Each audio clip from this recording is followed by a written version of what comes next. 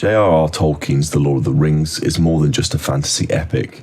It's a meticulously constructed world with a rich history, diverse cultures, and compelling characters locked in an age-old struggle between good and evil. Central to this conflict are the imposing fortresses of evil, physical manifestations of the dark forces that threaten to engulf Middle-earth. These strongholds are not mere backdrops, they're integral to the narrative, shaping the course of the War of the Ring and reflecting the true nature of the evil they house. This deep dive will explore the most prominent of these fortresses, examining their construction, purpose, and their significance in their presence in Tolkien's world.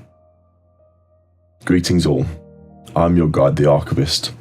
Today I will look at dark fortresses, their origins, their influences on the events of Middle-earth, and their final fate. Before we begin, please remember to like and subscribe waystones down below, so that more people can learn from the archives. Standing as the ultimate symbol of Sauron's power, Barad-dûr, the Dark Tower, dominates the bleak landscape of Mordor. Its very name, meaning Dark Tower in Sindarin, speaks to its ominous presence. Constructed over centuries, fueled by Sauron's will and the labour of countless slaves, Barad-dûr is more than just a fortress. It is a monument to cruelty and domination. The tower is described as being impossibly tall, crafted from iron and adamant, exuding an aura of dread that can be felt for miles around. The details of its construction are shrouded in darkness, but it's known that Sauron poured much of his own essence into its creation. This imbues the tower with its malevolent power, making it not just a defensive structure but an extension of himself. At its summit resided the Eye of Sauron, a disembodied, ever-watchful gaze capable of piercing shadows and crushing the will of those who dare to look upon it. Barad-dûr's primary purpose was to serve as Sauron's command centre. From this vantage point, he orchestrated his armies, planned his conquests, and exerted his influence over Mordor and beyond. It was the heart of his evil empire, a place where hope withered and despair reigned supreme. The destruction of Barad-dûr at the end of the War of the Ring signified not just the defeat of Sauron's armies, but the dismantling of his very being, proving that even the mightiest fortress is vulnerable to the power of good. Once the fair city of Minas Ithil, the Tower of the Moon, Minas Morgul stands as a grim testament to the corrupting power of Sauron. Captured long ago by the Nazgûl, Sauron's most fearsome servants, it was transformed into a twisted reflection of its former glory. Poisonous mists emanate from the valley surrounding the fortress, and eerie spectral lights flicker across its walls, creating an atmosphere of palpable dread. The details of Minas Morgul's transformation are horrifying. The once pristine white stone is now tainted with a sickly green glow, and the intricate carvings have been warped into grotesque mockeries of their original forms. The very air seems to hum with dark magic, a palpable sense of malice that clings to all who venture near. Serving as the base of operations for the Nazgûl, Minas Morgul was instrumental in Sauron's military strategy. From this stronghold, the Ringwraiths launched attacks on Gondor, sowing fear and chaos among the defenders. The fortress also housed a vast garrison of orcs and other foul creatures, ready to march upon Gondor at Sauron's command. The strategic importance of Minas Morgul lay in its proximity to Minas Tirith, the capital of Gondor. Its presence served as a constant threat, a dagger pointed at the heart of the last bastion of men. Located in the strategic gap of Rohan, Isengard was once a Gondorian fortress tasked with guarding against threats from the north. However, it fell to the sway of Saruman the White, who corrupted it for his own purposes. Saruman transformed Isengard from a place of defense into a center of industry and war, a testament to his ambition and his descent into darkness. The details of Isengard's transformation are crucial to understanding Saruman's fall. He replaced the natural beauty of the valley with the vast forges and workshops, where he bred and armed his Uruk-hai army.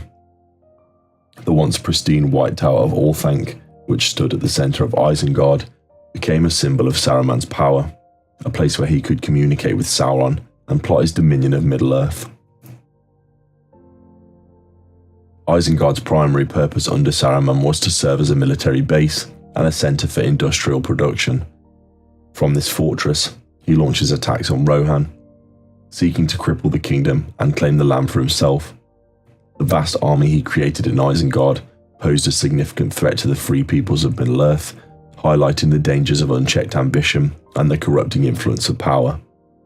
The eventual destruction of Isengard, brought about by the Ents of Fangorn Forest, symbolised the triumph of nature over industrialisation and the downfall of those who betray their oaths.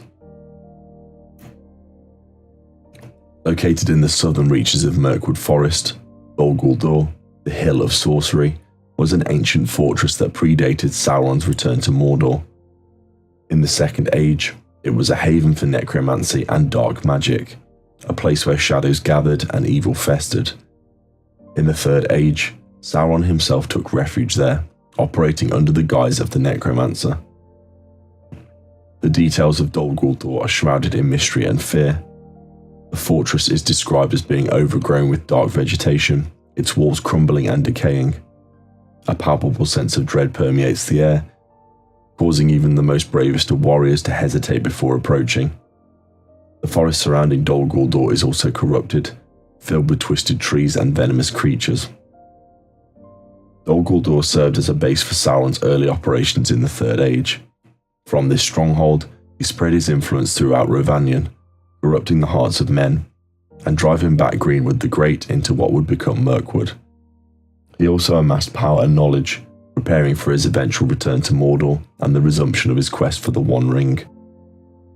While not as overtly powerful as Barad-dûr, Dol Guldur was a crucial stepping stone for Sauron's rise to power, representing the insidious nature of evil and its ability to corrupt even the most remote corners of the world.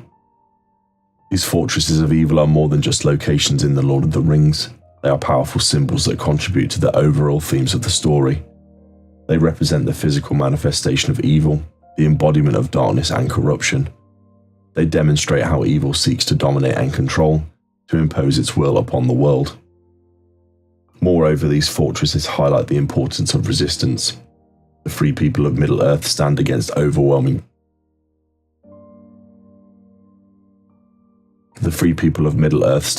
these overwhelming forces, risking their lives to defend their homes and their freedom. The struggle against these fortresses, both physical and metaphorical, is at the heart of the epic, as it shows that even the most formidable evil can be overcome with courage, hope, and the unwavering pursuit of good. In conclusion, the fortresses of evil in Lord of the Rings. The fortresses of evil in The Lord of the Rings are intricate and meticulously crafted elements of Tolkien's world. Each possesses unique characteristics and serves a specific purpose in the overall narrative. They serve as potent symbols of the dangers of unchecked power, the corrupting influence of evil, and the enduring importance of resistance in the face of overwhelming darkness. Examining the details of these strongholds provides a deeper understanding of Tolkien's complex world and the timeless themes he explored in his masterpiece. Their presence enriches the story, underlining the constant threat of the forces of good and the ever-vigilant needing to fight against the shadows. And so I have now covered the content for this video. If there's anything that has been missed, please share them in the comments down below. If you enjoyed this content, please remember to like and subscribe waystones down below. Now Luig Vanidvan, until we meet again.